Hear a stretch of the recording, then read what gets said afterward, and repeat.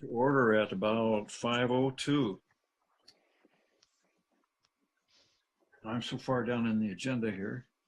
I can't get going.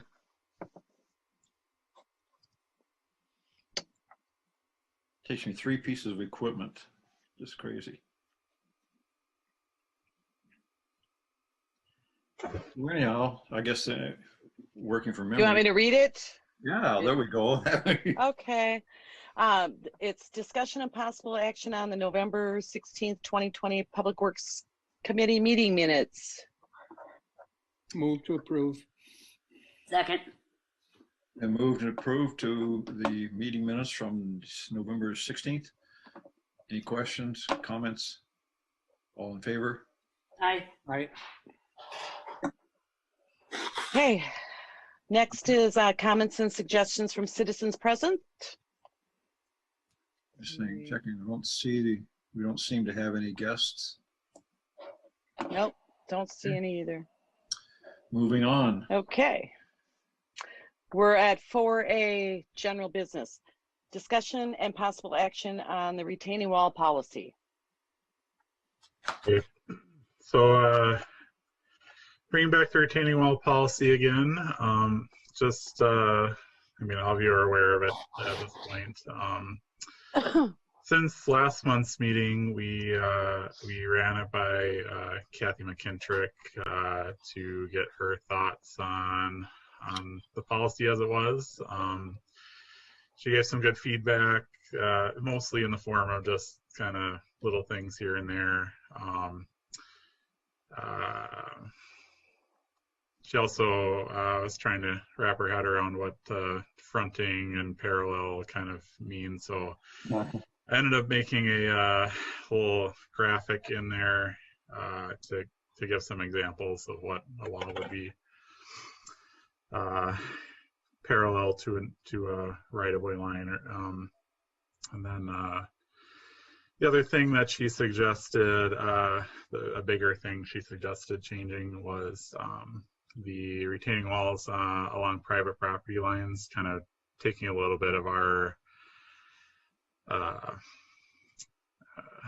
responsibility out for resolving disputes between property owners, which is fine. So ended up kind of revamping that to say that disputes between private property owners, essentially they have to resolve that dispute themselves. And as a last resort, they can settle any boundary disputes in court if they want, but we're not going to be involved in that, which I think was a good suggestion. Yeah, I'm trying to remember if there was any other big things in here. I perhaps it didn't hit me before, but in reading through there, mentioned several times that the property owners on an adjoining fence have a written agreement that they file that's recorded. And I thought that, I don't know if that was in there before, but it hit me today that that's a really, really good idea. We should almost insist on it as part of the permit, but yeah. I'm not sure we can do that, but it's a solid. Yeah, no, it's definitely it's been in there. Obviously anything in writing is helpful for the future for the current property owners and anybody in the future to kind of understand what's the deal when it was agreed upon, and that written agreements can travel with the property when something gets sold and whatnot. So that we're definitely big fans of anything we can get in writing. In particular, anything that the city is involved with that isn't covered by this policy already. We would in the future want to get a written agreement with the appropriate parties to make sure that everything's covered for the future. So I just have one quick question, maybe for Mike and Dean, either one. So it has a little kind of box chart, if you will, on page 6 of the packet where it says replacement of utility services. And then it's 100% private owner cost share. So the private owner has 100% of basically of replacing of utility services. Just my question, is that just kind of like standard for anytime we do utilities? Would that be the same for like a road or something like that, or something? Is that just kind of how the city treats that across the board? Yeah, so if somebody has to replace their water or sewer service, and the wall doesn't otherwise have to be like touched, so to speak, I think it's probably a good practice to make whoever is disturbing the otherwise fine wall to have to pay for that, because otherwise, I mean, wouldn't have had to rebuild it otherwise. So I think that's why it's in there, is just to say if you're going to be undermining the wall because of this utility service replacement, then you need to pay for replacing it. So Okay, thank you. I had a similar question, Paul. I was thinking about utility services that front the wall. Thinking, well, 2nd Street, when we redo Highway 35, and there's going to be a lot of utility stuff going on there, and there's been some expression, some concern about how that whole thing is going to affect the walls. Certainly, some of that sewer construction work. I don't think this isn't what that's talking about. That's just talking about individual property owners, utility work. yeah. So with the 2nd Street project in particular, and generally with other reconstruction projects like the 2nd Street project, if the wall isn't otherwise being replaced for being in poor shape or something like that, generally what we'll do is we'll replace the water and sewer lines up to a certain point. Usually it's say 10 feet away from the wall or something like that. Usually if there isn't a retaining wall, we would replace the services all the way up to the property line. But if there's that retaining wall there and we don't need to touch it for some other reason, we'll stop the utility service replacement short, just so that we don't have to get into that, because if you don't have to get into that, it's much better. And if there is a service replacement that has to happen, like say somebody has a leaky service right under the wall, there's sometimes other ways to go about it. Like you could directionally drill a service underneath the wall if the wall is in decent shape that's going to keep standing. So there's ways you can go about avoiding it, even if the service has to be replaced. But yeah, try to avoid it as much as possible. So I think the thing that, and I see a lot in here, but that strikes me is we need to know when any wall work is being done. That's what I read. So how we communicate that, or how we put that notice out there, or track that. I'm not sure what our procedures, if the procedures are good enough to do that.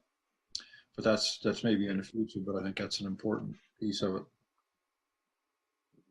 Yeah, and I haven't talked with Mike or anybody else on maybe the public engagement portion of this. There are a few little ordinance changes that are probably going to have to go along with this to kind of adopt this into our ordinances. That will require a public hearing, so that will officially take care of that. But I don't know, maybe you can get your guys' feedback tonight on if you can think of if we need to do more engagement with this particular thing, or if that will suffice. Or I guess I'm certainly up for suggestions for how we communicate that.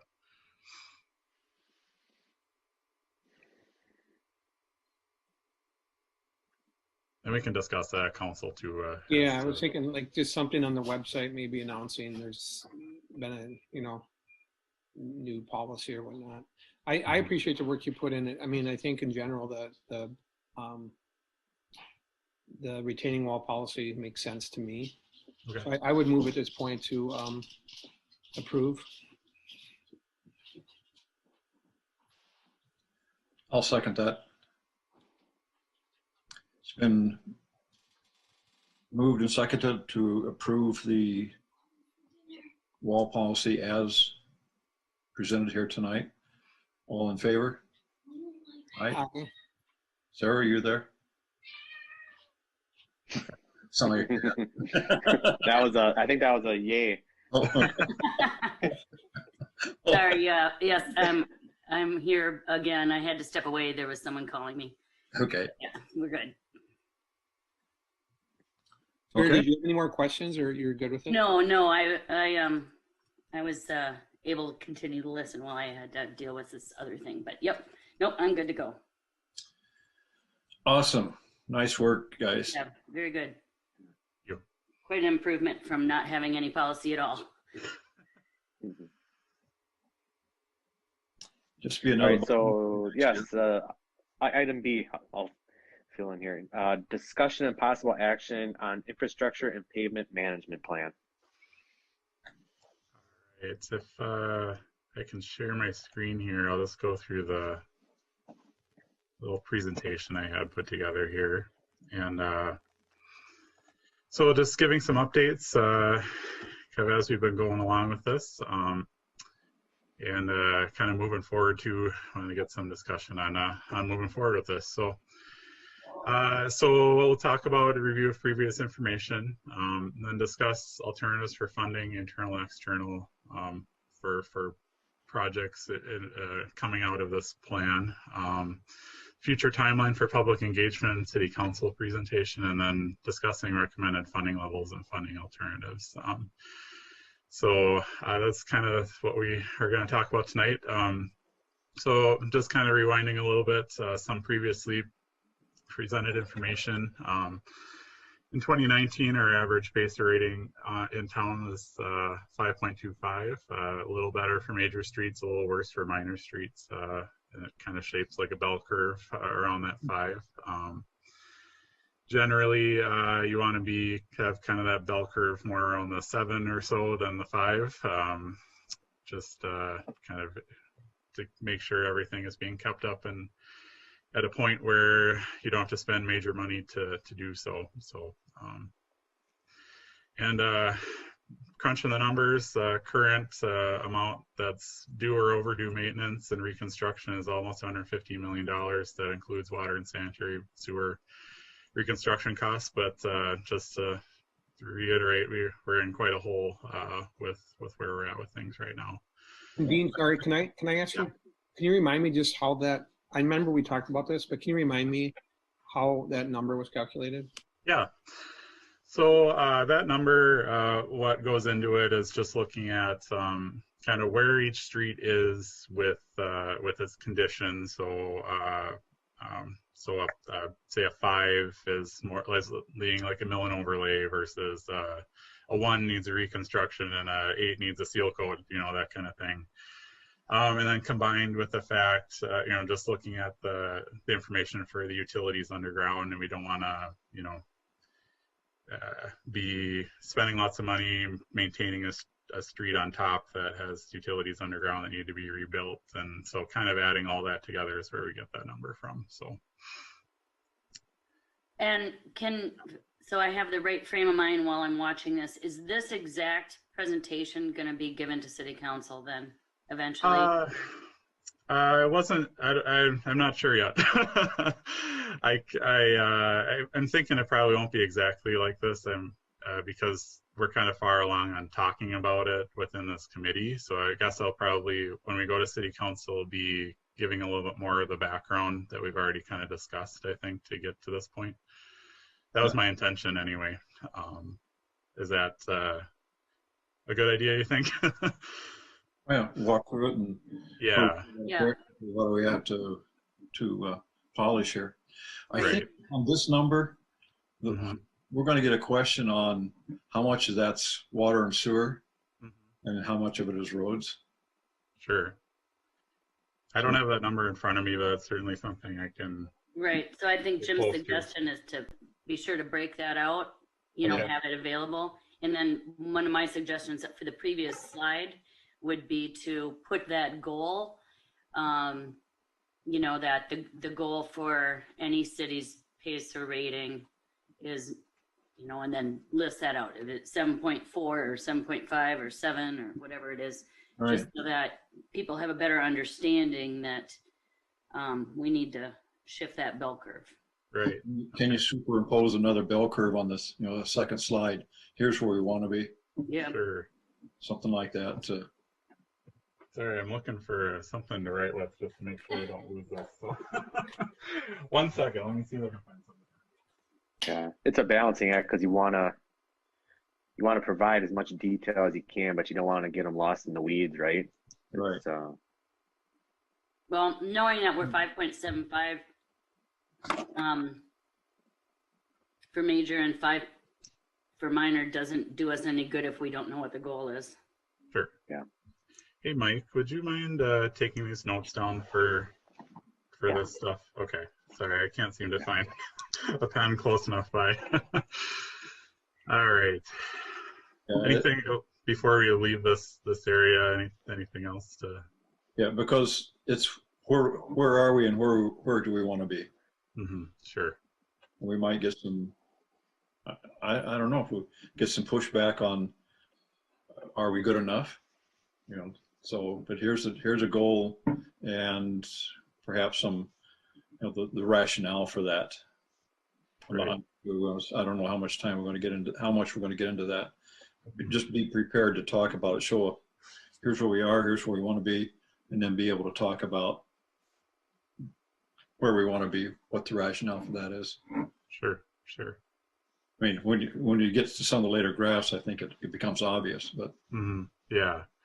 Now, once we start talking about, we're coming right up here. So, I wanted to kind of show, you know, what, I think we talked about this even last month, but kind of extrapolating in the future what things will look like if you set the funding level at a certain amount. And the assumption is that red line is what happens when you don't do anything, and the blue line is kind of what you can do if you maintain a road well. And so what we've been doing is the red line, and what we should be doing is the blue line, essentially.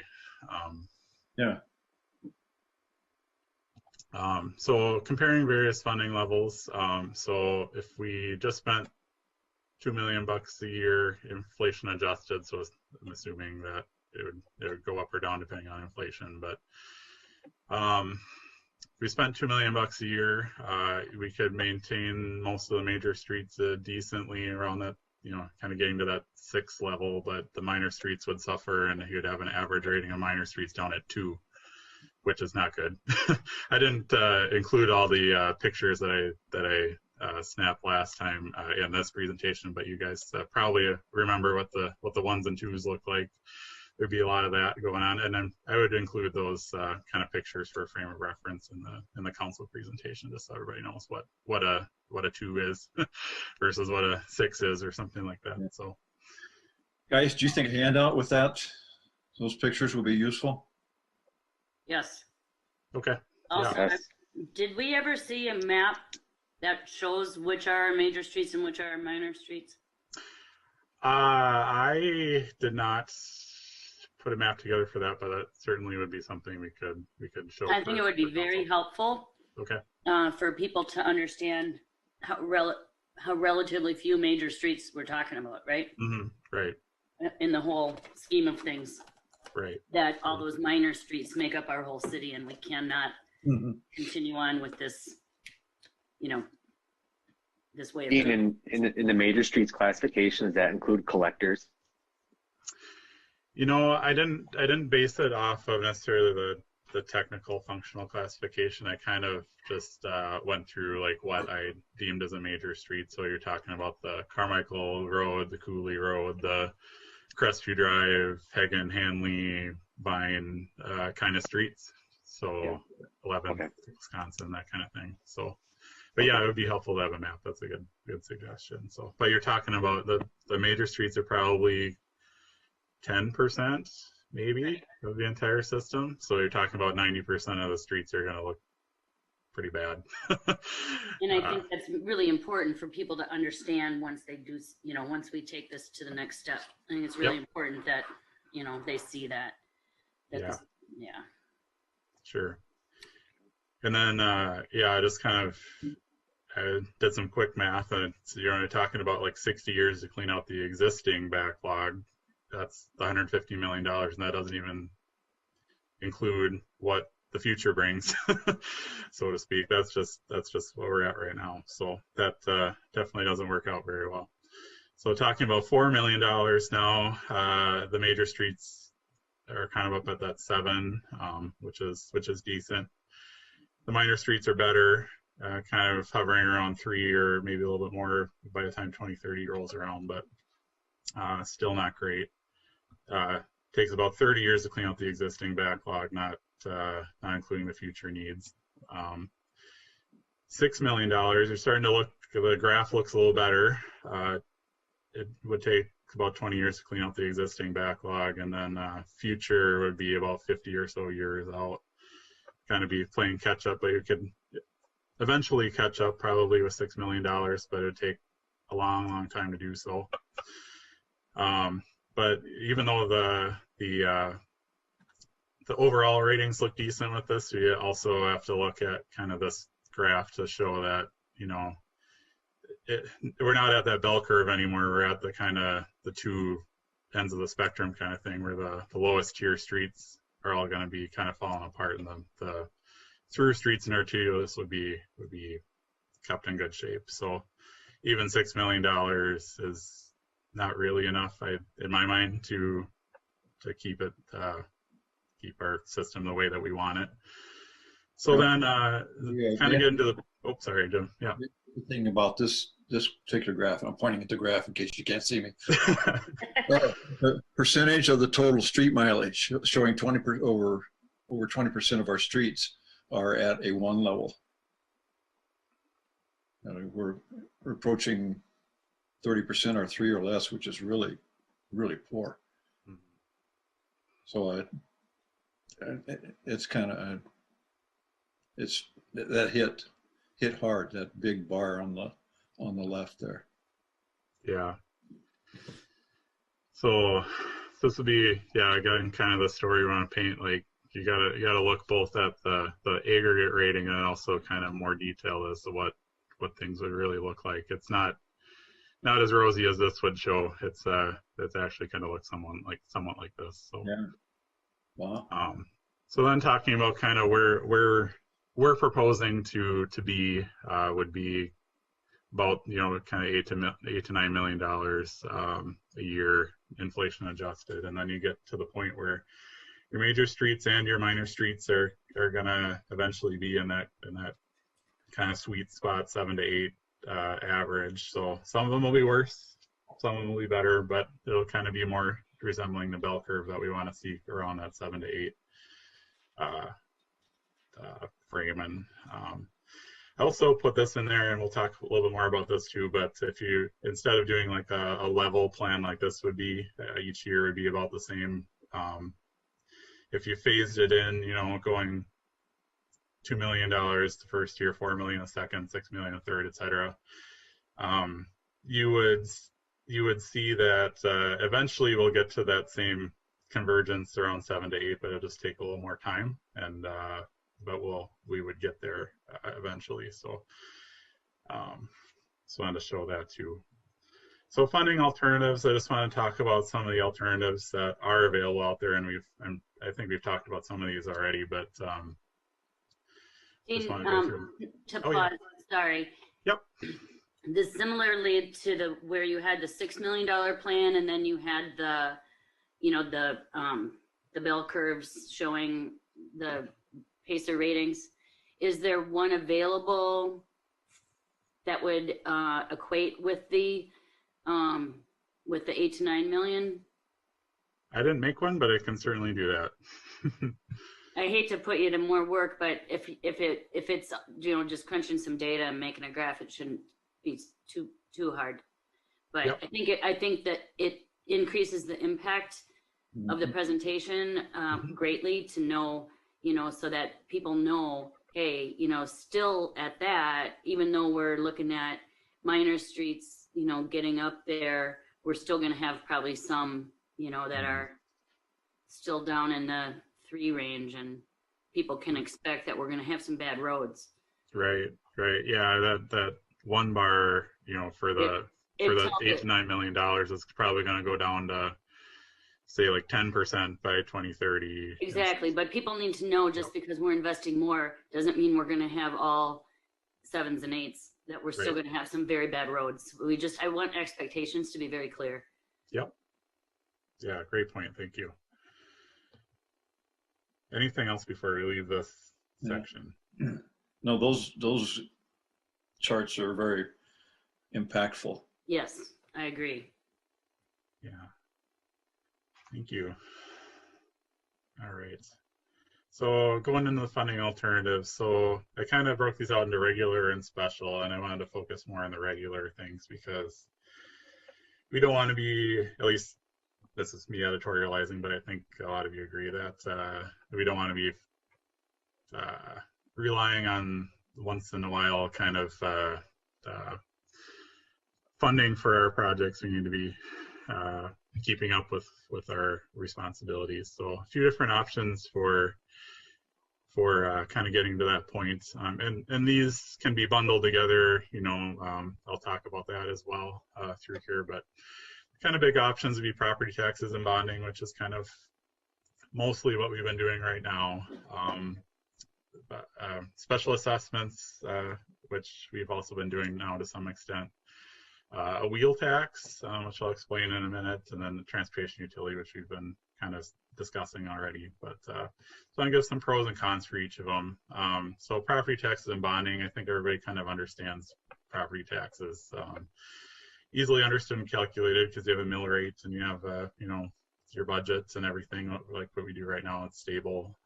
Things don't fluctuate wildly from year to year.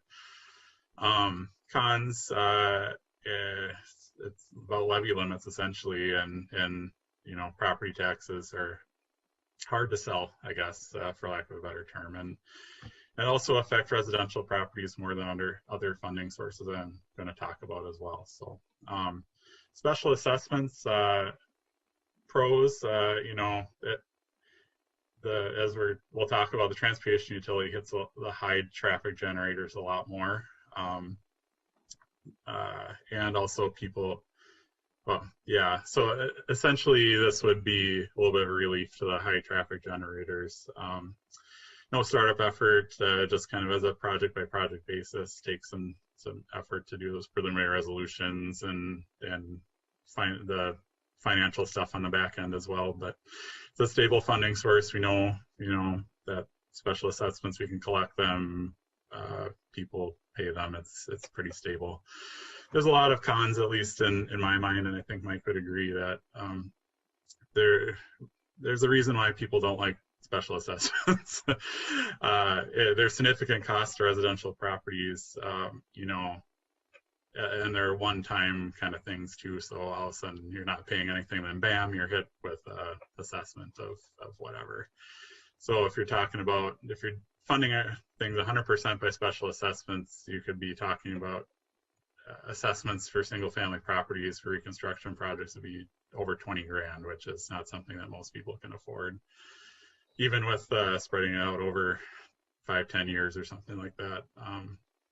You know, lots of people would be in a constant state of paying special assessments for projects, especially if we include mill and overlay projects and stuff in that. And that leads to a lot of public acrimony. I'm sure everybody is aware of that. And then you also get the funky cases of special assessments. What do you do with corner lots and lots that face multiple blocks? And then you get into arguments about, you know, if you assess corner lots for both sides, and you get arguments of, you know, are these properties reaping the benefits of the side street? You know, lots of arguments can be had about that. Also with assessments, we need a bond-free upfront costs. Introduces your ability to do other things. It also kind of hits those, if you can't pay a special assessment up front, then you have to pay interest, which, you know, is not great either. there's a legal aspect of it where the assessment to the parcel can't exceed the benefit to the parcel. There's you get into lawsuits and all sorts of stuff with that. And the kind of the more theoretical aspect of it, that streets and sidewalks and trails and everything else are not useful without the entire network. And really, with a special assessment, you're essentially paying for that chunk of pavement right out front of your street or right out front of your house or whatever, and not contributing to the rest of the network that makes that street beneficial. And then the final point I'd like to make too is that those who live on private streets, even though they have to take care of the private streets, they're not contributing towards the public infrastructure, which is a problem too. So there's a lot of drawbacks in my mind, as you can see, of special assessments. But you know, up until this point, you know, it's kind of what we had to live with with these things. So a wheel tax. So there's an ability in Wisconsin to levy what's called a wheel tax, and essentially when you get your tabs renewed every year, it's a flat fee that's put on top of what you would normally owe for your tabs. So it's easily understood and calculated. Say it's $20 a year. You know, it's just $20 for everybody who has a car that's registered in town. So it's pretty stable. It only affects those who register their vehicles in city limits. So it wouldn't be anybody who has a vehicle sold within city limits, which is kind of a bummer because we have a lot of car dealers in town. It won't collect sufficient revenue. I gave a little, you know, if we had a $20 annual wheel tax per vehicle per year, it would be $275,000, which is not nothing, but it won't generate nearly as much as we would need to fund our entire program. So so that kind of leads us to the transportation utility that we've been talking about.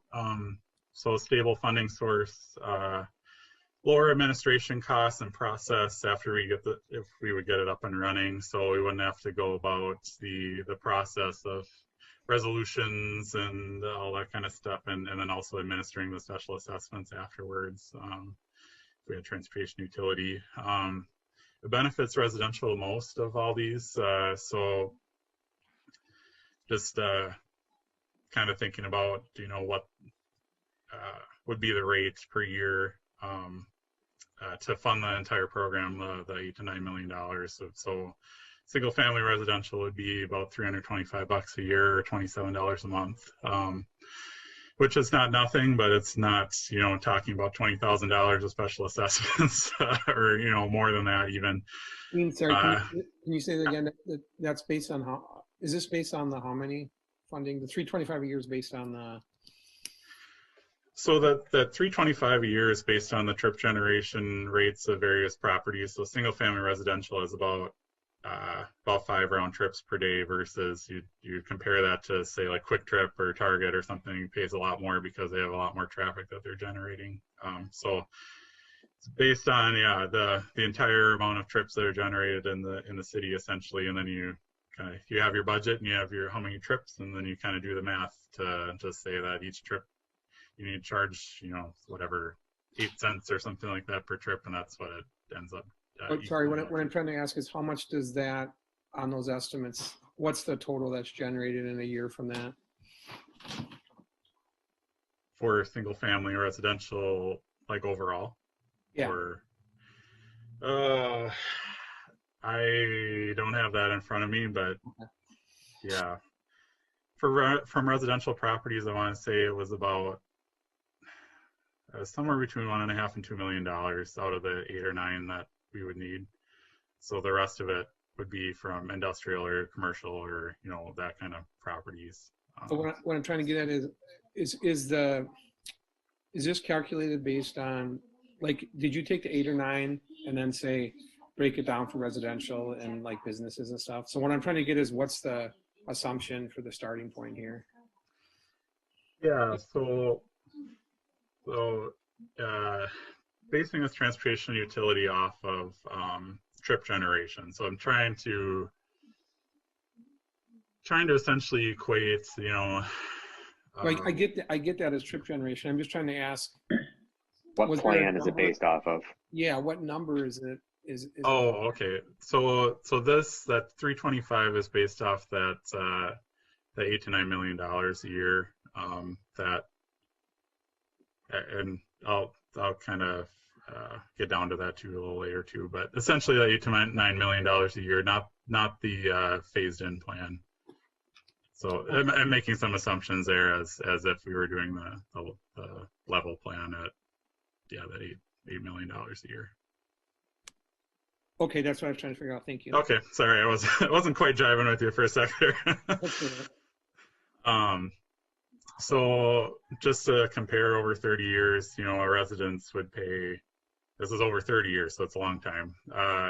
You're talking about $12,000 compared with $38,000, or so for 100% special assessments. So that's a significant difference, which I think would be good to sell to the public, that this would be a good opportunity.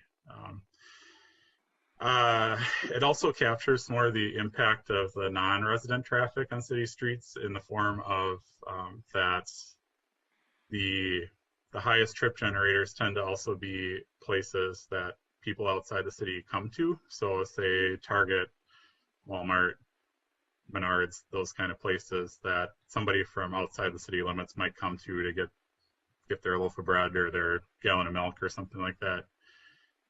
They would probably pass along the Targets of the world would pass along extra cost to that that person.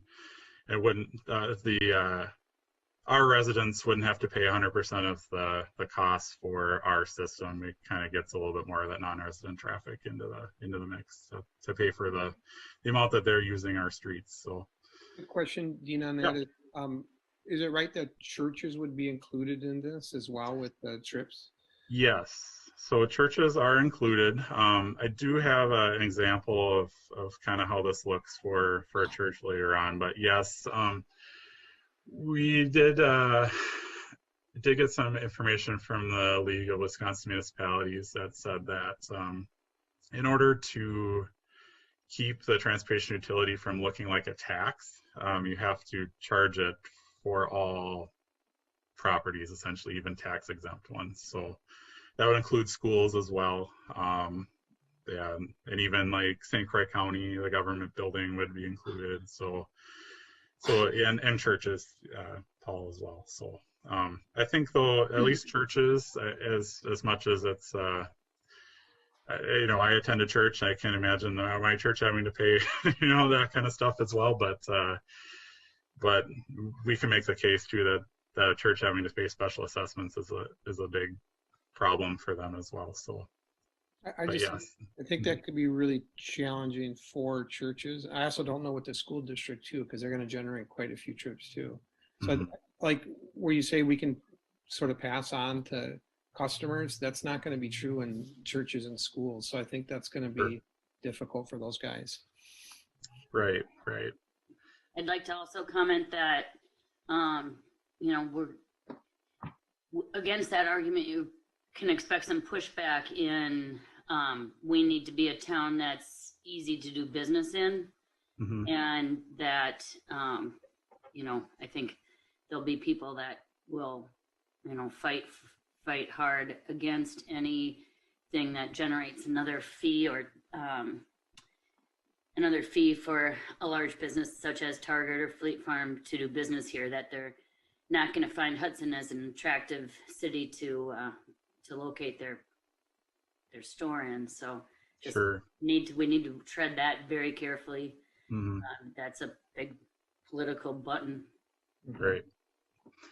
Right. Yeah. I'm trying to remember. I don't think I put this in here, but so based on the trip generation rates, each round trip essentially with assuming $8 to $9 million per year, the rate that you would have to charge per round trip would be something like 20 cents for the Targets and whatever of the world to have to somehow recoup from their customers. And so and it's kind of the big numbers versus the small numbers argument. Yeah, it's big numbers for the high trip generators, but it's also, you're talking about for each person who comes into the store Target has to somehow figure out how to get an extra quarter out of each person that comes into the store. So I think they're able to do that. I know the argument is that exactly what you said, Sarah, that there's a lot of, cost of doing business in town and that kind of thing. But,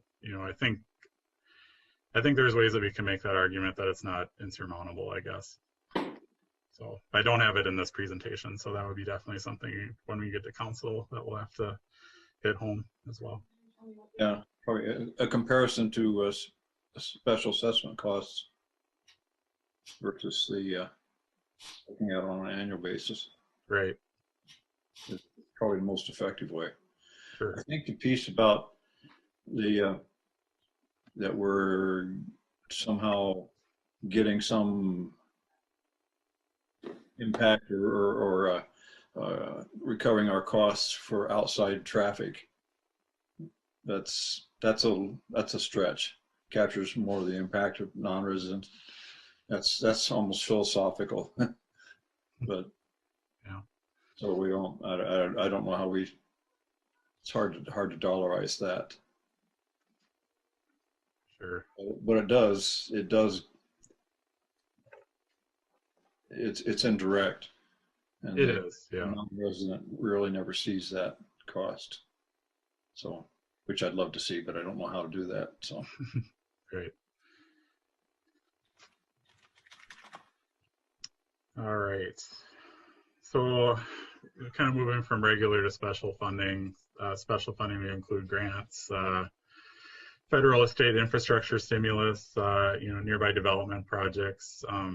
These things don't happen on a regular basis, so we feel that it's not good to rely on them for the majority of our infrastructure funding. Obviously, we'll still do the best we can to get any available grants and anything, regardless of the funding source chosen. And if we do get special funding, that would just allow us to charge a lesser rate than we otherwise would, to recover that money. So we would still definitely be looking for that. I'm going to suggest a layout on these 4 funding alternatives.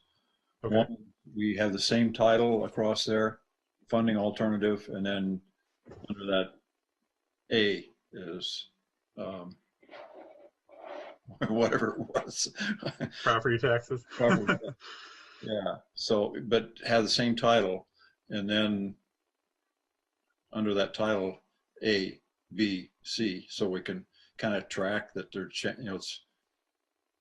it feels to me like we might be able to keep track of it better. I would be able to keep track of it better. Yeah, go back up one more, Dean. Yeah, so number these 1, 2, 3, 4, and then Okay. repeat that number As we go along there. Yeah. Okay. Yeah. Gotcha. Funding, they're all funding alternatives, regular and special. I don't know that that's I understand it, but I don't know if we need to put that in there. Okay.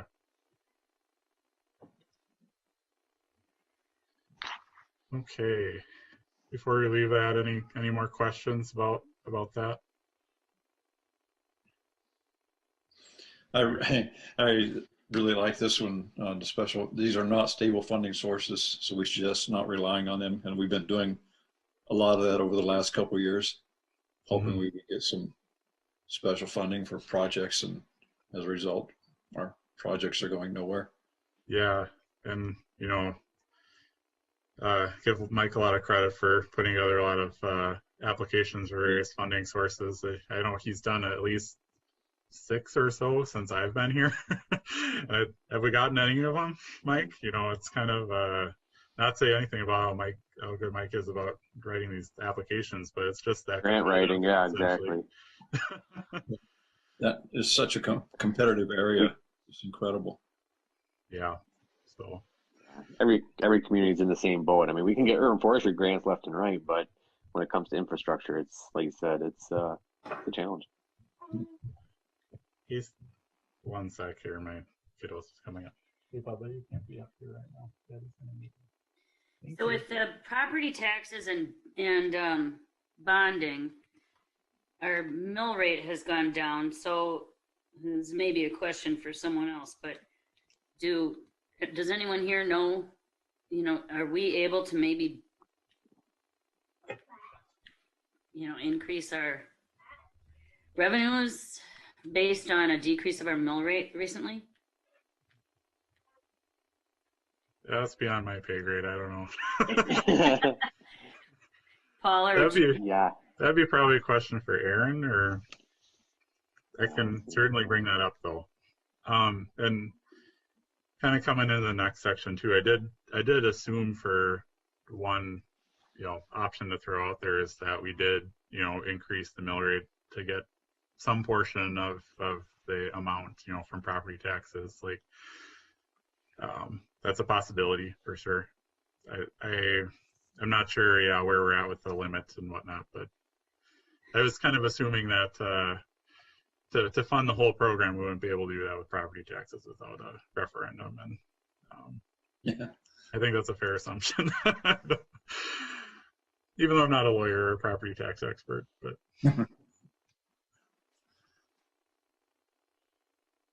So I was just going to go into some. I was kind of mentioning before that there's a bit of a mix and match ability for these things. So you can do solely one or the other, or you can kind of piece them together. And what I wanted to do is kind of look at what some of the alternatives would be. And obviously, we don't have to.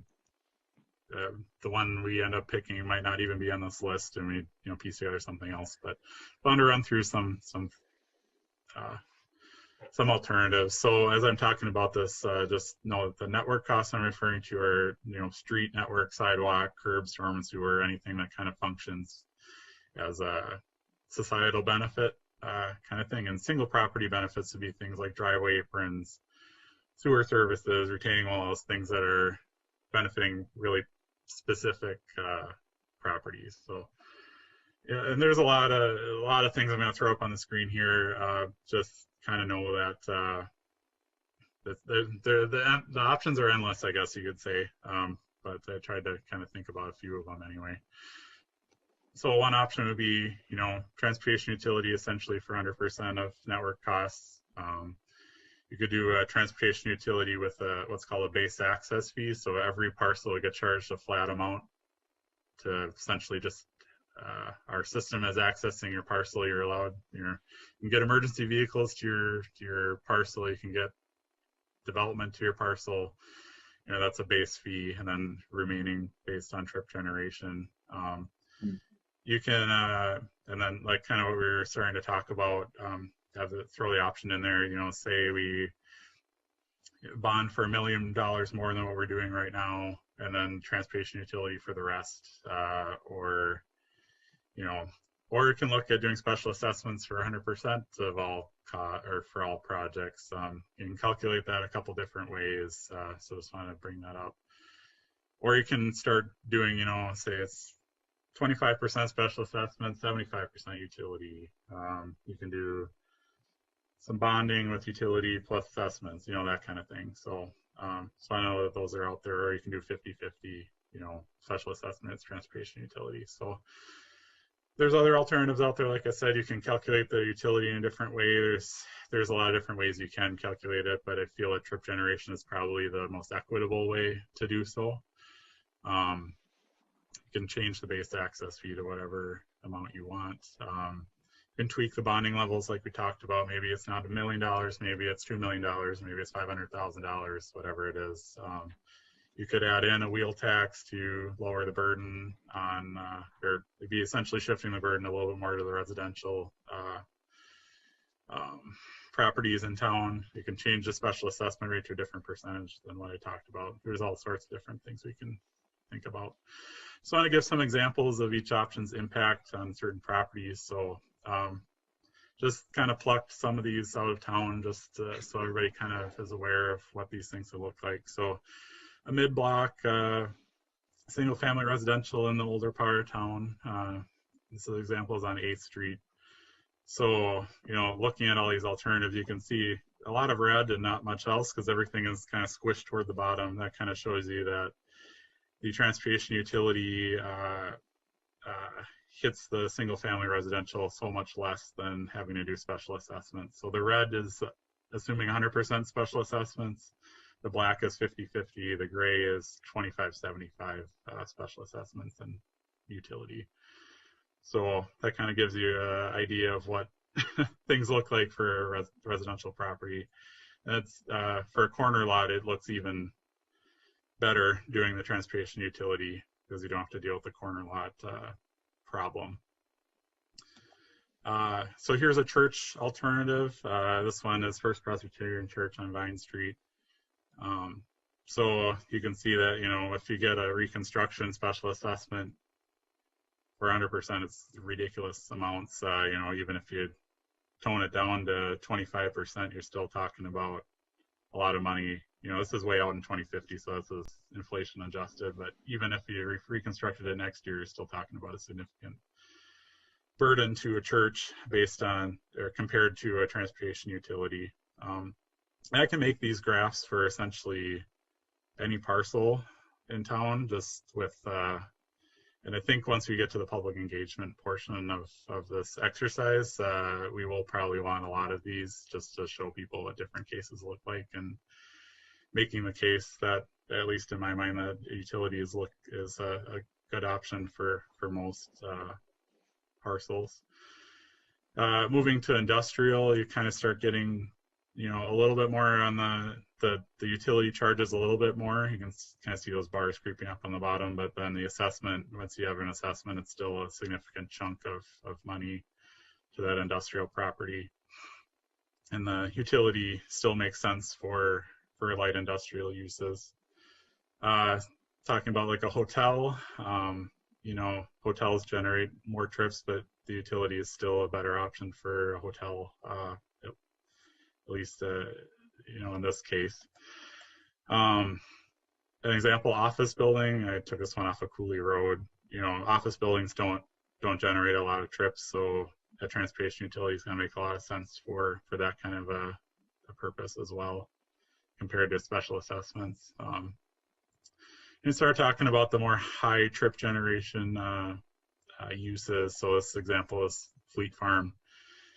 So the bars are a little bit, you can see them a little better because there's more amount charged for this. But you can even see that for Fleet Farm, because it borders so many streets, and when those get reconstructed, Fleet Farm even has to pay a lot more, you know, in a single year for special assessments. The aggregate overall cost for the utility is higher for a high trip generation like Fleet Farm, but they also don't have to worry about the kind of peaks of special assessments as well. Example for Uline, theirs, because they front 3 different streets and various, you know, maintenance activities. If we didn't do a utility for them, they'd be paying special assessments almost every other year for various things because of what's going on around them. This is an example for EP Rock Elementary School. Again, there's lots of streets surrounding it. The elementary school would be paying a lot of assessments as well. And then, you know, Target is one of the higher trip generation types of properties in town. So they would be charged more overall for these utility than you would with doing assessments. So they would also avoid that peak at the reconstruction time as well. These last 3 graphs, yeah, show it climbing. Is that inflation? Yeah, so the gradual climbing is inflation. So I'm assuming that there is inflation included in this. So okay. I would hope that we would set this up for, and the exact amount, I just made an assumption it's 2% a year. You know, we'd have to visit this every so often to make sure that that's accurate. Maybe it'd be 0 depending on the economy. Could be even below 0. It could go down depending on the economy, but I was kind of making an assumption in there. So yeah, okay. And then Quick Trip, which is you know, gas stations are very high trip generating, and also the parcels are a lot smaller. So gas stations are really hit the most for the transportation utility. Wow. Just showing that. some big numbers there. Yeah. So when we get to the point of presenting this to council, I have been thinking about, for Quick Trip, at least, they can pretty easily, charge a couple extra cents a gallon for gas and make up that amount. Target, like I was saying, could raise the price on their loaf of bread by 25 cents and make up that amount. I don't think I'd even introduce. Yeah, but maybe not.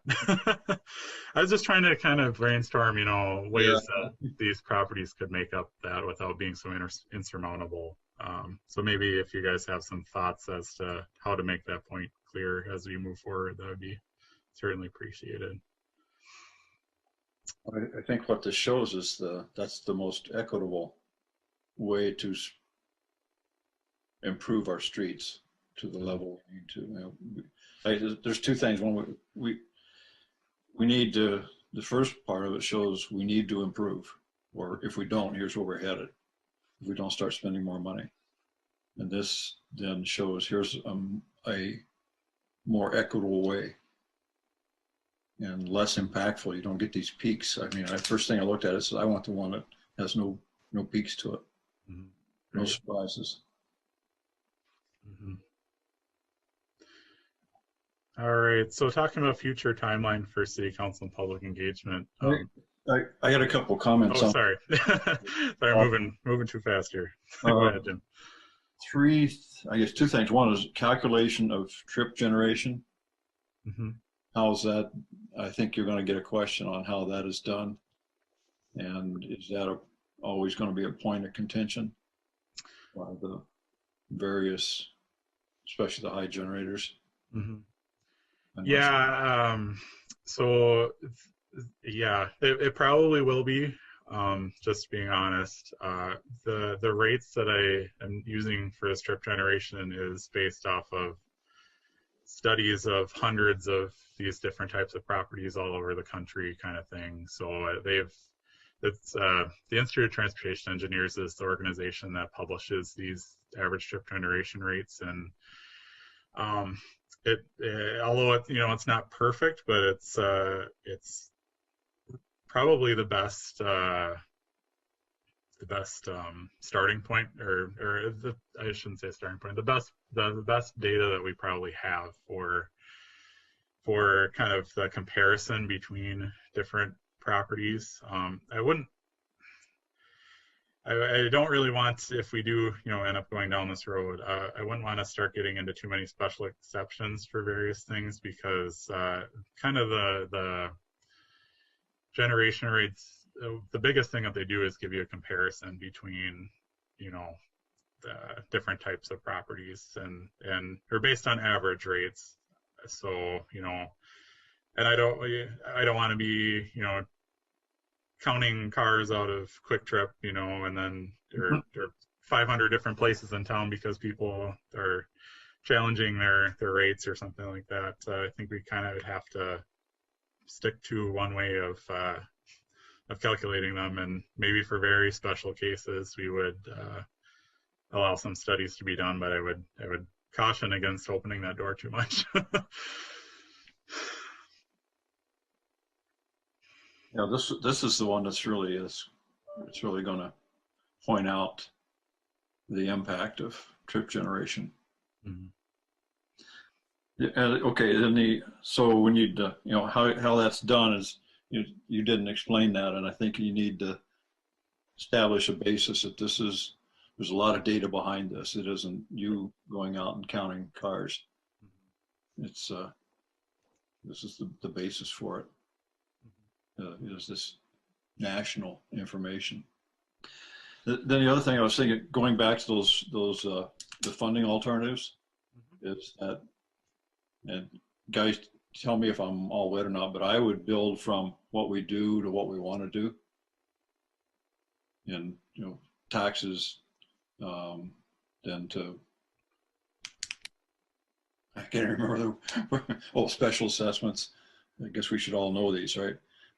Taxes, special assessments, grants, and then finally the fourth alternative, which is the one you want. I think the wheel tax too, Jim, is a possibility. Yeah. so walk through those, but make the very last one the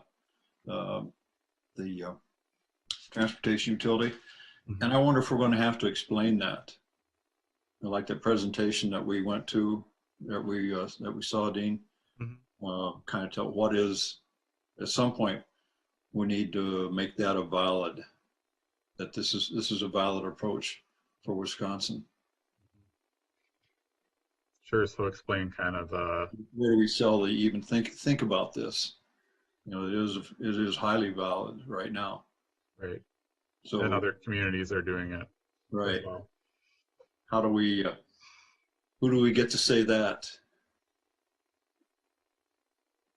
Oh, you mean bringing somebody in to? I'm just kind of talking here. I want to, I don't also, we've been talking about this for 6 months, so we kind of know it, but this is going to be brand new for a couple people on here.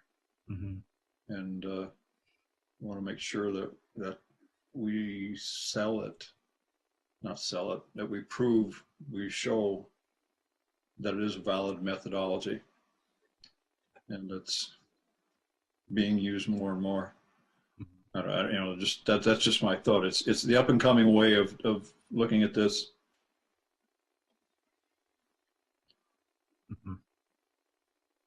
I agree, Jim. I think if we're going to, and I don't want to use the word sell this, but if we're going to be successful in convincing people that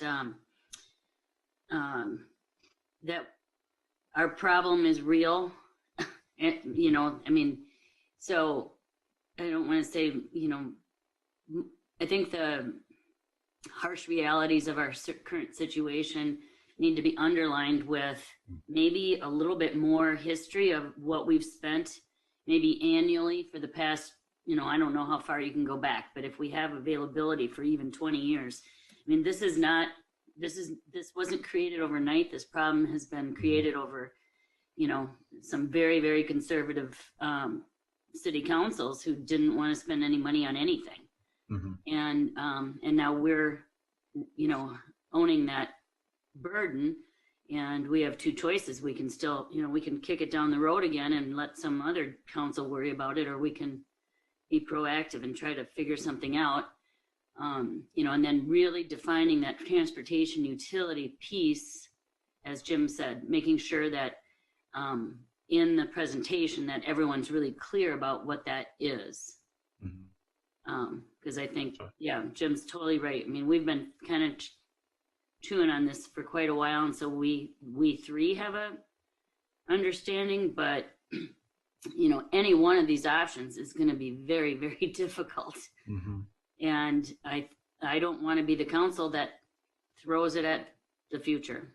I want to be the one that we can get something. So this is really, really important to get this presented once and right. So sure, yeah.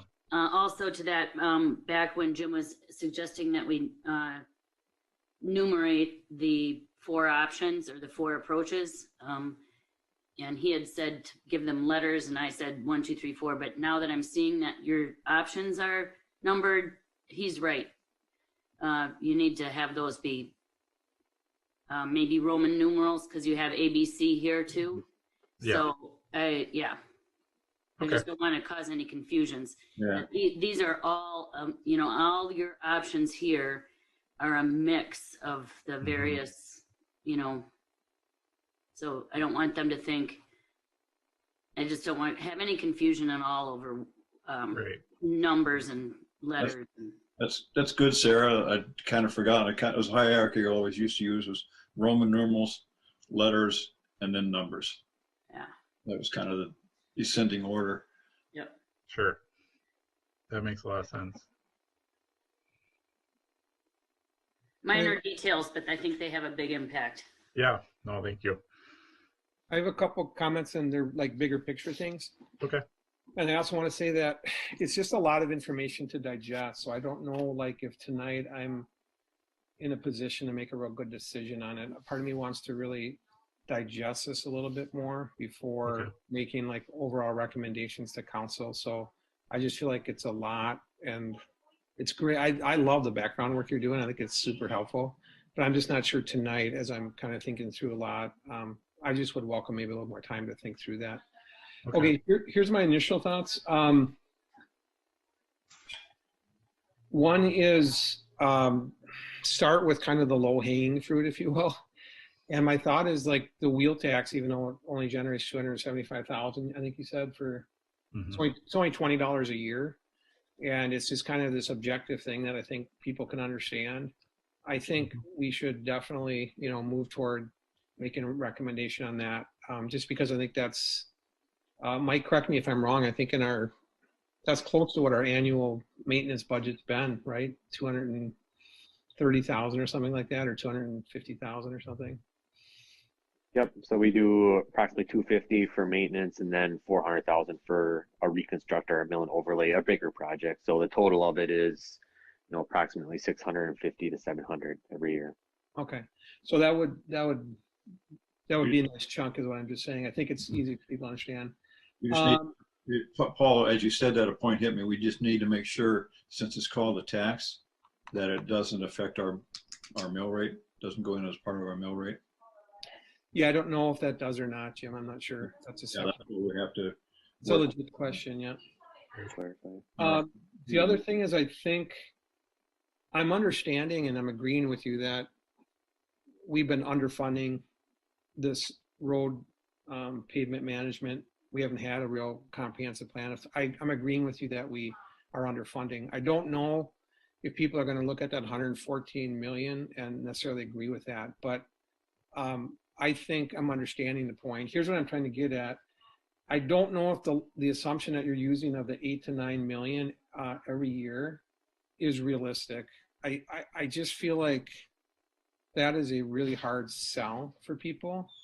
And part of me just says, that, you know, at the overall level, I know the grass, I know it works best with the 8 to 9 million. I understand that, but I'm just trying to figure out what's realistic. I mean, we're not even funding it at $1 million right now, right?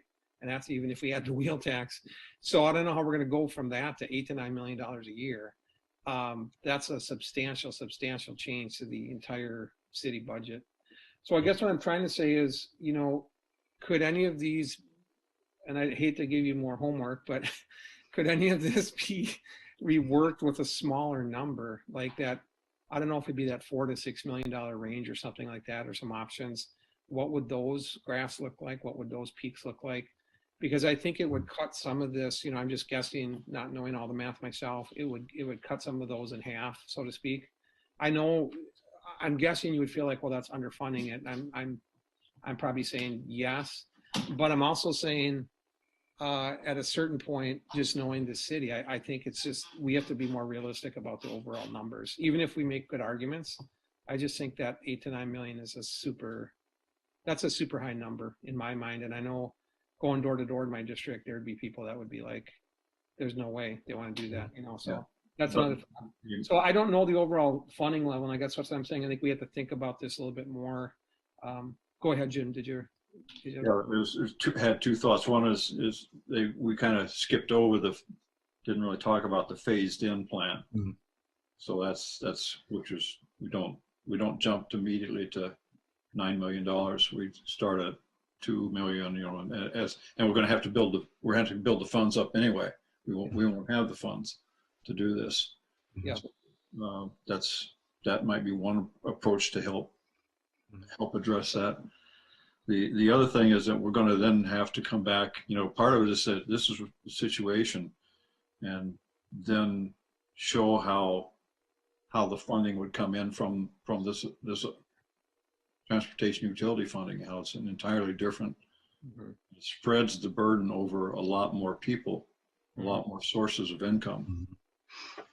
So those are the numbers that then we're going to have to come up with is, okay, if we had some sort of phased program, and we did, and it's probably like the 2,468.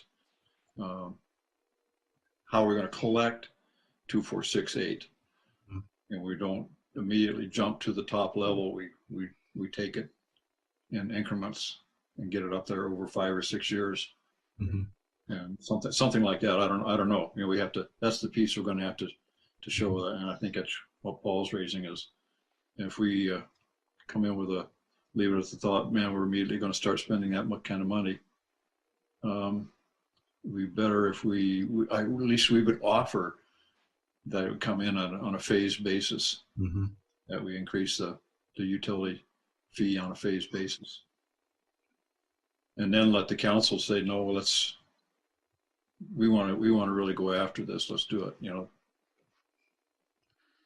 Yeah, it's all good points. So it's kind of one of the reasons why we wanted to talk about the funding levels tonight, and I guess I was getting close to getting there, but is you know, the recommendation maybe is to phase it in. You know, it would, well, I'll get to that, I guess, but That's got yeah, I just wanted to get this discussion like exactly what we were talking about happening, so that we know what this committee is recommending something to council, or whatever, and then that's at least a starting point for moving on, I guess, rather than just getting stuck here. What this page shows is how in all cases it's the best way. All these options of funding, this is the best way to do it. Right. And then you say, okay, then how would we start collecting it? Here's a couple proposals. Do we want to phase it in and provide that? Well, wouldn't you start at a presentation to the council is based, kind of give them the overview, and then let the council decide what pacer level they're committed to funding based upon some of the photos. It's almost what they're comfortable with will drive the program. So if they're comfortable with roads that are in their 5 or 6, that'll drive the funding levels, and you got to spend $2 million a year. If they want to see them at a 6 or 7, then it's $4 million, or if it's a 7, 8, then it's and approach it that way and let them kind of drive the funding instead of us recommending the funding to them. I think that's a great idea, Mike. I think that's right on. Well, provided they think it's possible to have the funding. If they come from, we can't afford this, then they'll choose a 5.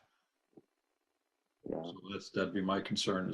It's a balance of showing the problem, and that's a really good point, Mike, about the council needs to decide what kind of levels they want, but it's going to be integrated with how can we generate the funds. That's because it's always a question.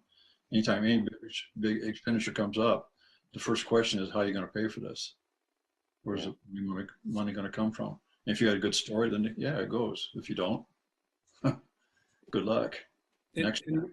And maybe before we pause before we put all the details on this, kind of like Mike, what you're saying, maybe there's just a presentation about the different types of funding sources, the pacer ratings, like a bigger strokes kind of thing, like here's some options to really start thinking about.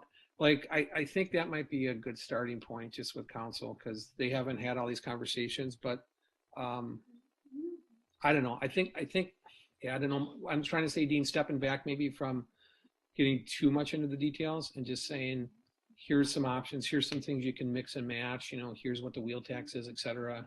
I don't know. I just think it's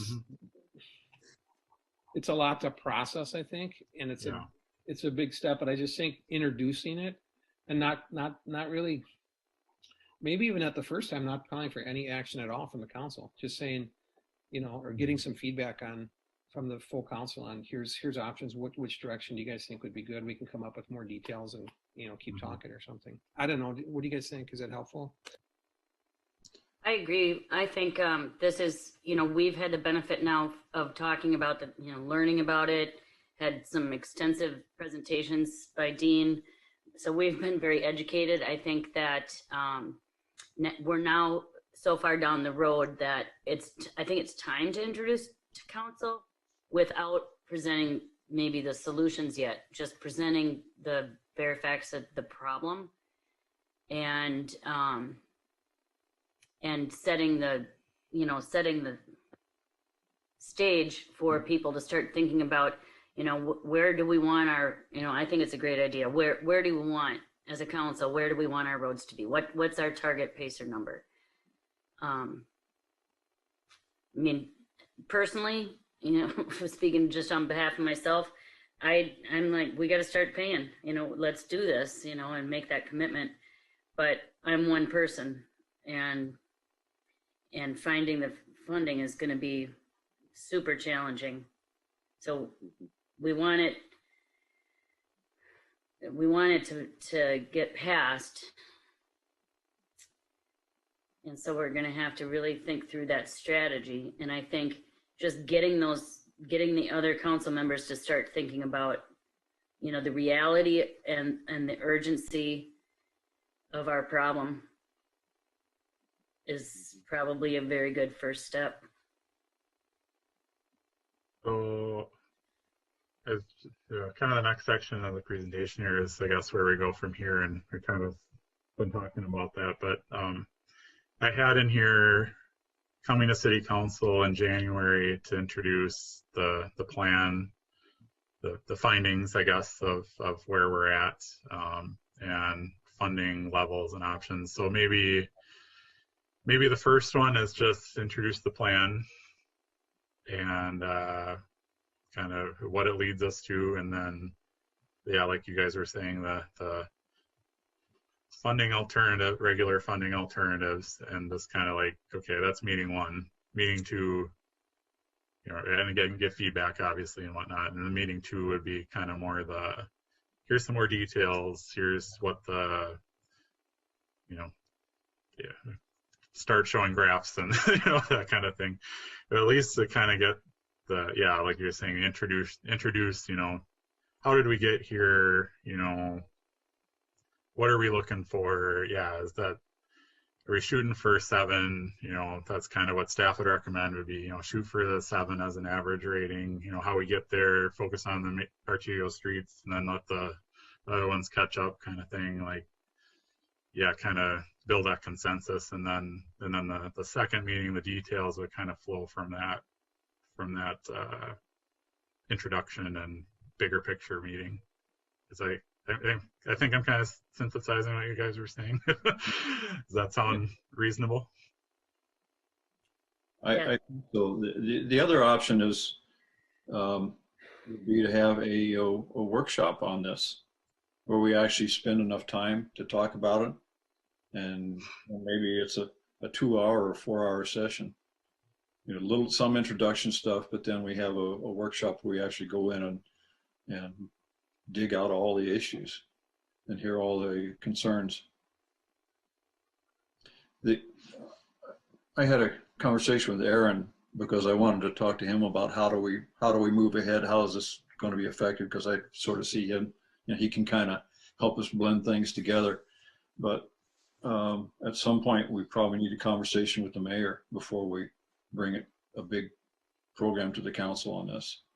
I know the mayor has some awareness of what we're doing, but I don't think Mike, maybe you can help me with this. I don't think he has seen anything like this. No, he hasn't yet. So I'd rather he be over the shock of it before we bring it to the other 3 guys, other 3 people. That's just a gut I've had is don't surprise the mayor. You want him on your side. So. Okay. And I don't know. Anything else? Anything else? Yeah. But I think that's I don't know, Mike, is that you, me, and Aaron meeting with the mayor to talk about this? How do we move? Yeah. Here's where we're. Those graphs there are pretty dynamic. We don't want to show them all. But here's. No, we don't need to talk about the 18 methods of funding. However many there were, but so here are the big pieces, and here's the direction we're going to go. And there are all kinds of little options that you can twist, you can do around a transportation utility is always, to me, is always at the core of this thing. It's the only way that we can really effectively raise money. Let me touch base with Aaron and get his recommendation on how to approach the mayor. Yeah, I really don't want to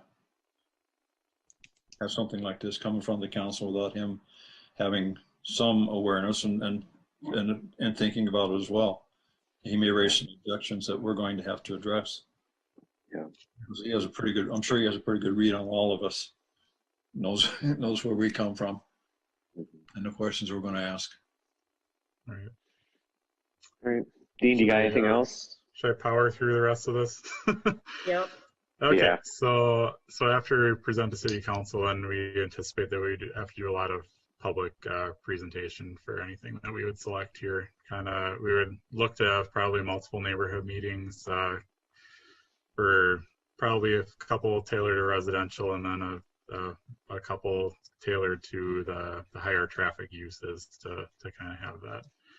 Make sure everybody knows, and we're not trying to sweep anything under the rug. We're really trying to figure out the right solution. And so each property owner is going to have a different interpretation of that, but we want to make sure everybody's heard. So, and then after that, then council would make a decision as to which direction we're going to move forward with, and then we would move to implementation. So that's what we're kind of the track that we see ourselves on right now.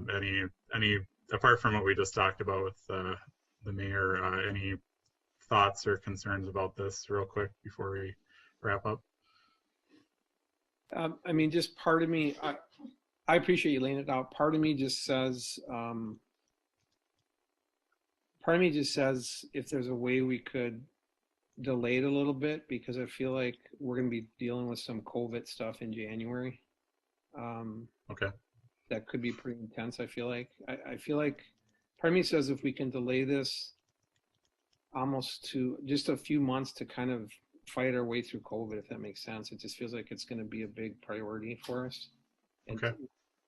That's just me. I don't know if Jim and Sarah have better understanding, but one of the big concerns that came out of this presentation that was put on by an engineering company over near Milwaukee, and they do a lot of these kinds of things, a lot of educational stuff, was a concern that as the state legislature sees more people doing this, and it's a way around their limitation, how they limit us in terms of funding, that they will tie this down. Right now, the way it's set up, we can do this without any controls by them. So I came out of that with, let's do this soon. But somehow I think we need to start down the path. I know we're going to have more COVID stuff, but we need to start down this pathway as well. We can't let that completely control this.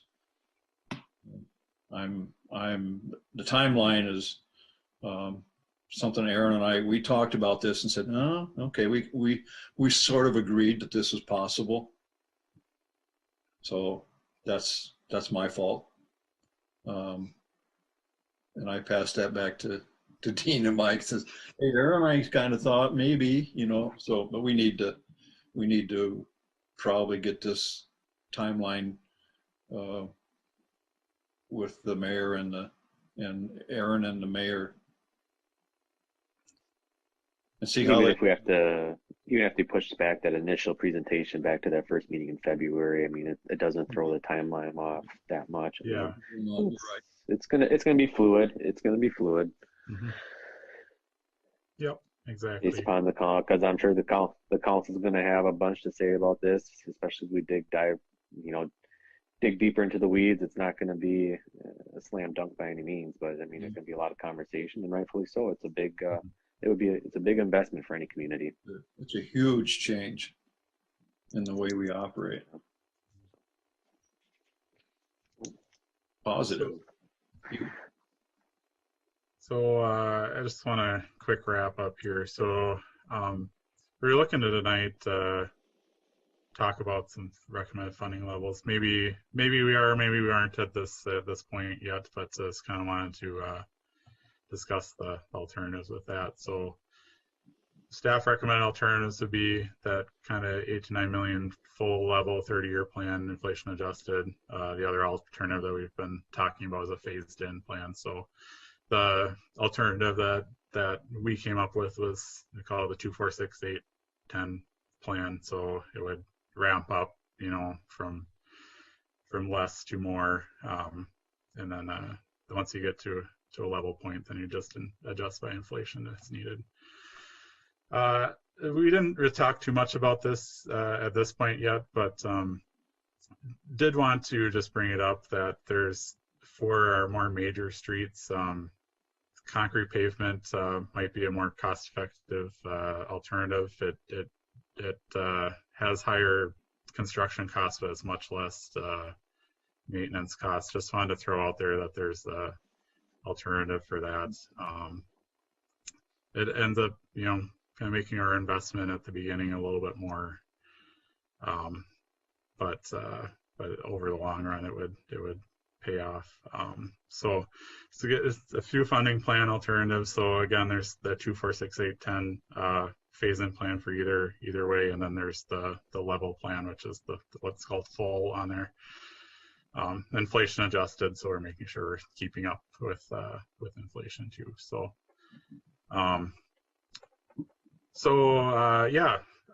we were requesting, and whether or not we're at this place yet or not, just wanted to request at least a formal action on funding levels to City Council, or for recommendation of Council to consider implementation of a transportation utility, and of the timeline for presentation to City Council and public engagement. And obviously, as we've been going through this, we've had some kind of tweaks to all those things, but I guess if it doesn't need a formal action, we don't have to have one, but we're kind of thinking that to kind of, you know, move this along, it might be good to have a formal action, but that's up to you guys to let us know what you think. So that's the last slide I have. So anything else?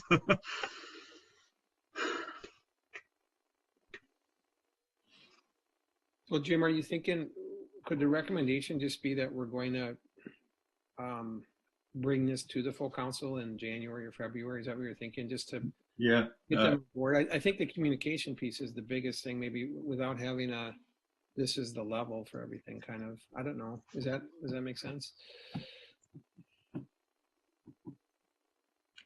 Yeah, I kind of like your, you know, if I am seeing what you just did, Dean, there's two recommendations. We either go full out or we do the 2, 4, 6, 8, 10. Mm-hmm. Those are kind of two options that we would end up bringing those two options mm-hmm. to the council. But we've got some, as I think about it, do we need to touch bases with our financial people as well? Or how are they? And I don't know, you know. They may need to think through this and say, you've forgotten, or. Yes, I would recommend touching base with Allison to get her in the loop as far as what we're thinking. Yeah, Allison is at least clear that with Aaron. Say, okay, we need to talk. We probably need to talk to the mayor, and we probably need to get Allison on board. Which order do we want to do that in? Sure.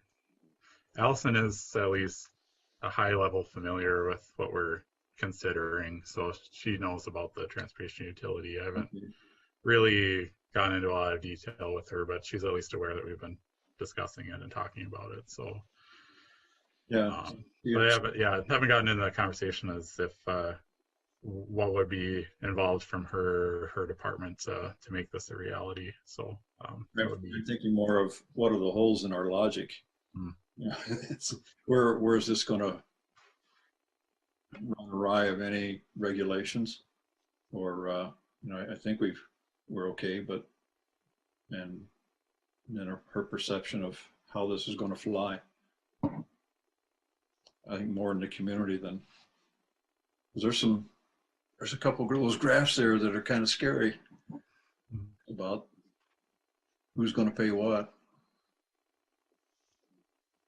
Yeah, and I know from talking with Allison too that she was in Stillwater before coming to Hudson, and Stillwater, they assess a high percentage of their projects to the property owners, and so she is also aware of kind of how that works, I guess, with that. But yeah, transportation utility is not something that's allowed in Minnesota, so she's not as familiar with how that would run. But yeah, we would have to kind of do some discussions with that. But yeah, we'll definitely keep her more in the loop and ask her for some thoughts moving forward for this too.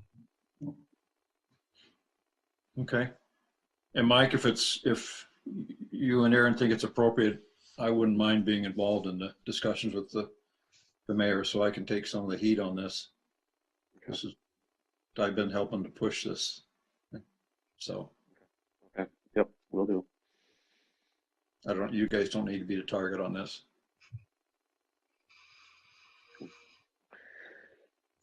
All right. All right. Mike, do you think we're good with where we landed here, or? Yeah, I think just I mean, if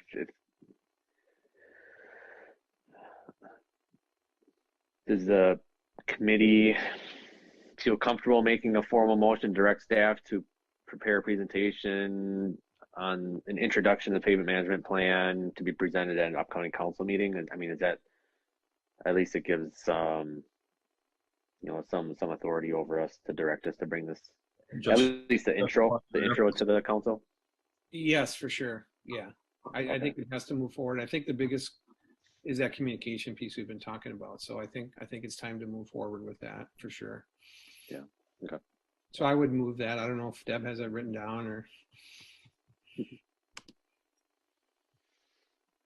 So I guess the move would be to have to direct staff to prepare a presentation for the full council at a meeting in the near future to explain the pavement management plan and options for funding. Does that give you guys enough? Yep. I think so.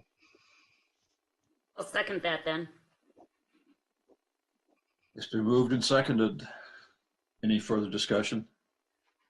I just want to thank these guys for their work on it, especially Dean, just crunching numbers and just excellent work. We're trying to make up for a lot of lost years, so I just really affirm the tough work you've been putting in. So it's really helpful.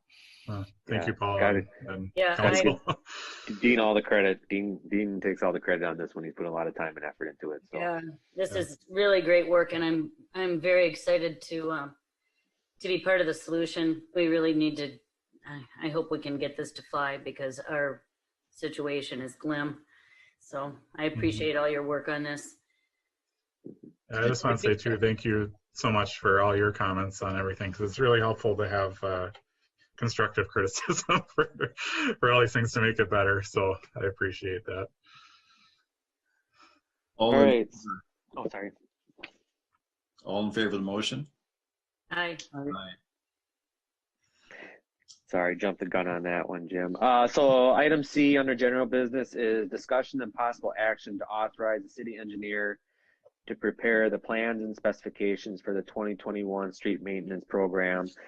So Dean and I, you know, based upon some conversations that we've had in this committee, we focused the 2021 street maintenance program around our arterial streets. As you'll note in the packet, I had Nick put together a map kind of outlining what we're suggesting or recommending.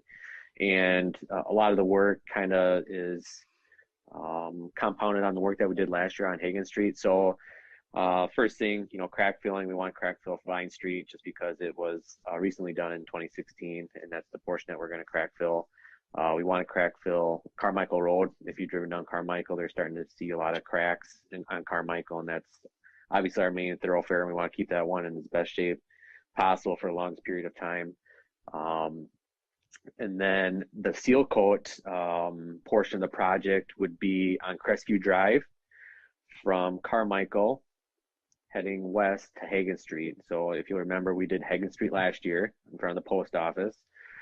So this year we're recommending seal coating Crestview Drive, along with Gateway, which goes to Menards, Gateway Court, which goes by Milwaukee Burger, and then Center Drive, which goes back out to Carmichael, to try and seal that portion of our system.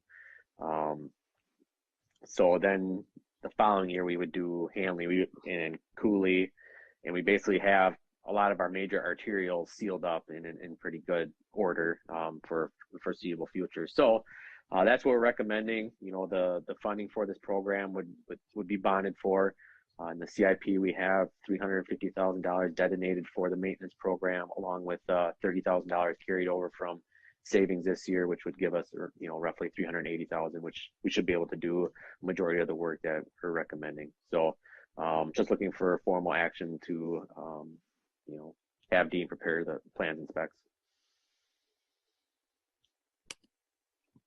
I would move to approve.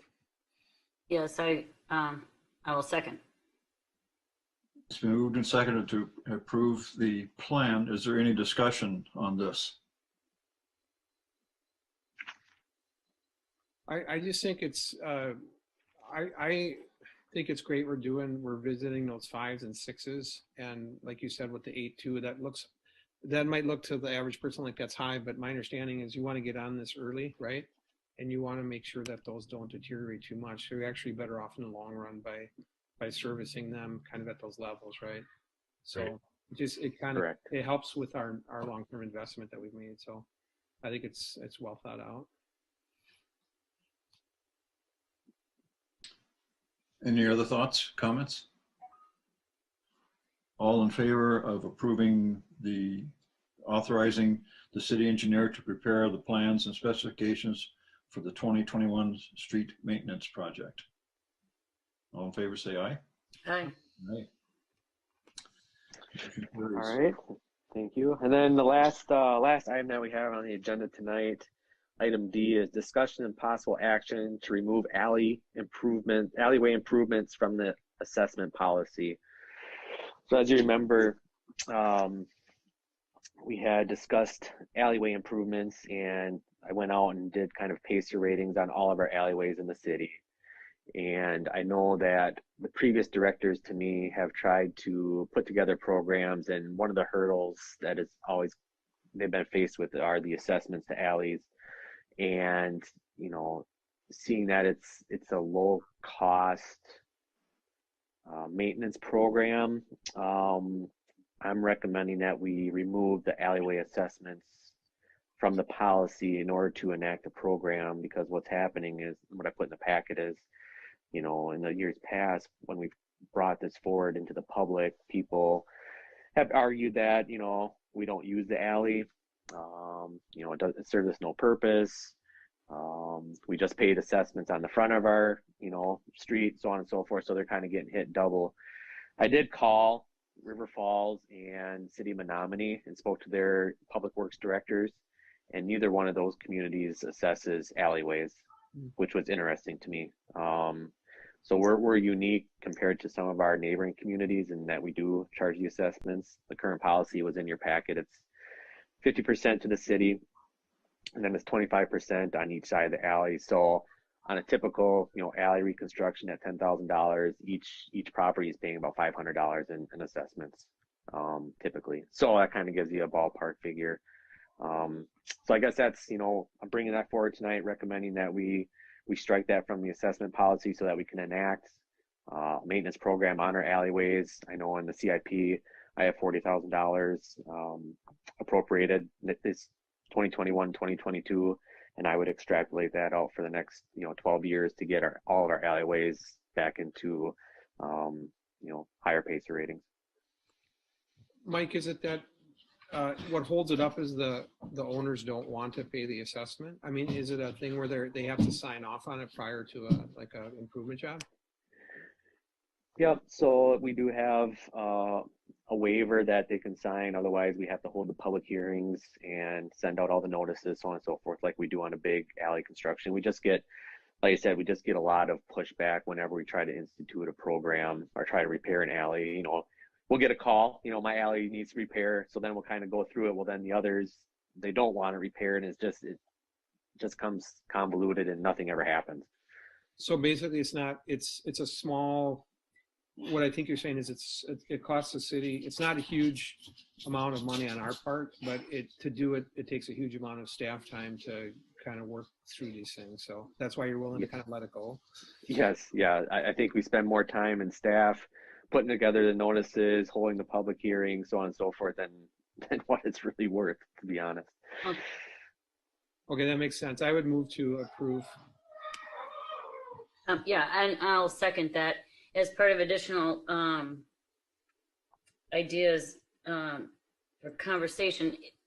Mike, are there any that we could abandon of the numbers that, what would we say here? We have how many again? Total alleys? I'd love to vacate some alleys. It'd be fantastic. We have a number, at least, you know, off the top of my head, you know, 3 or 4 of them that serve 1 or 2 properties only that we're having to maintain and plow. And it's almost like a private driveway, right? So, I mean, I can put together a list of those that do that just for your information, but it would make sense to try to explore maybe that option. So we have 39 is what I'm counting if I add up the numbers in the packet. Mm-hmm. So I would ask that that we take a look at each one of those 39, and if we could even ditch a few of them, it would be good. You know, I mean, there's just I don't understand the need for some of these alleys. If there's any that really aren't needed, we should give that property back to the property owners. Yeah, I agree. I think that's a really good idea, Sarah. Yeah. What would you do, Mike? Chat with Mike Johnson about this as part of sort of the development issue and maintenance issue as well? Yep. It would have to be a conversation with Mike, obviously. I'm sure a lot of homeowners probably don't want, there's some that probably want to have that, you know, back on their property, and there's other ones that don't, because I mean, we're maintaining it for them right now, we're plowing it for them, that expense would fall on that property owner, right? And they probably don't want that. So there's going to be some steps in a process to go through vacations, especially on ones that, I mean, I can, you know, the ones that serve one property, it's a glorified driveway, right? That we're having to maintain and plow, and it doesn't make sense for the city to continue to do that on the taxpayer's dime to take care of one property. Maybe we should go through that discussion before we change the fee. Yeah. It's a procedure. Yeah, and I mean, this we can certainly, when I bring this to council, if it's approved tonight, I can certainly talk to Mike Johnson and put it in the packet for discussion and identify those alleys. And it might, like I said, Sarah, even if it reduces it by 4 or 5, you know, that don't make sense for the city to continue to maintain. I mean, that's $50,000 worth of savings. So. And, you know, if we start with ones that, I mean, there has to be some that aren't even being used, I would imagine. Yeah. I mean, it especially in the historical, well, the majority of the alleys are in historical, but, you know, as you get towards River Street, you know, they were platted for an alley, but it goes right into the Lake Malibu. So, I mean, it doesn't make sense for us to have, you know, it doesn't. The only thing we have to be conscious of is if we do vacate it, to have some sort of easement for some utilities, because there are some utility lines that run through there. Yep. But yeah, no, I would agree with you. All right. Did we vote on the last motion? I don't remember. I don't think so. It was only motioned by Paul. I seconded. Okay, it's been moved and seconded to move forward with a recommendation removing alleyway improvements from the assessment policy, as well as taking a look at, is this part of the motion, Paul? It was not part of the original motion, no. Okay. Would you like to add a friendly amendment? Certainly. And take a look at determine if any of the existing alleys could be abandoned, Vacated. vacated. That's better, isn't it? Yes. My only question is, can we pass that without having it on the agenda tonight? We could just put it on a future agenda item and then direct staff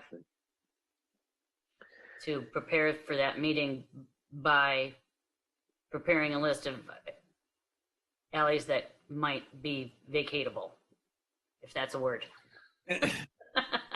Right. I just don't know. Sometimes it seems like with the city attorney, they say you can only vote or discuss things on the agenda. So I just don't know. I mean, it's kind of tangential, so I'm just not sure if it fits. It seems connected, and we're not actually taking any effective action. We're just asking to take a look at it. Okay. We would have to approve any recommendations. So I'm comfortable with taking a chance here. Okay. The other thing we could do is we could wait to bring this to council until after next month's public works meeting and just kind of eventually lump them together, by the time we go to council too. Yeah, nothing's gonna happen before then anyway. Right. Yeah, we're not gonna reconstruct any alleys in January, so. That makes more sense to me. Let's get both things in one box and bring it to council at the same time. So are you saying withdraw the motion, right? The original motion, Sarah? Mike, does that have any impact on your planning? I would pass the original motion without the amendment, and what we'll do is Dean and I will bring forward the list of possible vacations to next month's meeting that you can pass and package them together for a February or March council meeting. Perfect. I withdraw my amendment. I acknowledge you're withdrawing your friendly amendment. I second all of it. Roberts is spinning. Yes. Oh, great. All in favor? Aye. Aye. All right. Anything else? Item 5, we have project updates. Basically, just Dean and I have been taking advantage of the weather. We've been driving up the roads and put together the 2021 package that we presented tonight. We did meet with Bolton and Mank to discuss our 2021 storm sewer repair and replacement project. So that includes some structure replacement on Oak and 6th.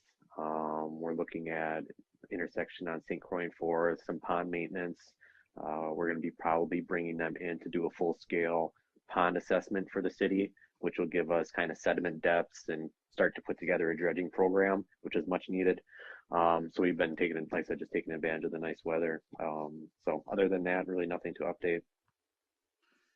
Yeah, if I could chime in too, the Highway 35 project, I believe, is going out to bid within a matter of days and is scheduled for bid opening on the 12th of January. So it'll be right after our next Public Works Committee meeting, just for what it's worth. And Mike, are you good? We have enough salt on hand for winter and all that good stuff for snow coming? Yep. So we've only had to order 100 tons. I mean, our carryover from last year has basically carried us through these first couple of months. Obviously, we've gone out a couple different times, but yeah, we're sitting really good for salt, knock on wood. So, and like I said, at the beginning of the meeting, staff time, overtime, we haven't had to accrue much cost here this winter yet. So, I mean, we're sitting really good compared to years past. So. All right. I would move to adjourn. Second.